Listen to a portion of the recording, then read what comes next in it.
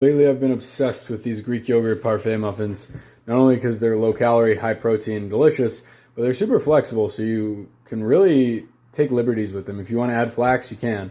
If you want to use different ingredients, you can. If you want to use a different berry, go for it. They're pretty forgiving. So let's go ahead and start by adding all our wet ingredients into the bowl here.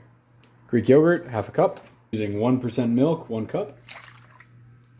And vanilla, 1 teaspoon of vanilla. 2 tablespoons liquid egg whites. And just quickly mix together your wet ingredients before we add in the dry. Okay, for the dry ingredients, I go with Splenda or stevia. I'm going to use 6 packets of the Splenda. I'm sure there's a conversion for this. You could just as easily use honey or sugar if you're not as worried about the calories. To this, I'll add half a tablespoon of cinnamon. I'll add half a teaspoon of baking powder. And half a teaspoon of salt. Next up is 1.5 cups of old-fashioned or large flake oats.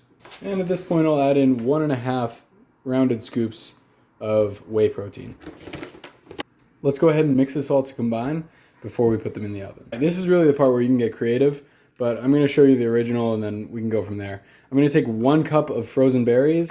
You could use fresh, and I'm just going to distribute it evenly among these 12 muffin tins that I greased. Okay, so I've got a couple berries in each tin. Now I'm going to add batter evenly throughout these 12. I'll add another cup of berries evenly distributed on the tops of the muffins, and then we'll bake them in a 350-degree oven. And these will bake for 30 minutes, and then they'll be done. As a pro tip, I found that something just shy of a 1/4 cup seems to be about perfect for these. Boom! I topped my muffins with my berries. Those are going into the oven for 30 minutes, and I'll show you what they look like after. Right, you should have 12 muffins bursting with delicious berry flavor.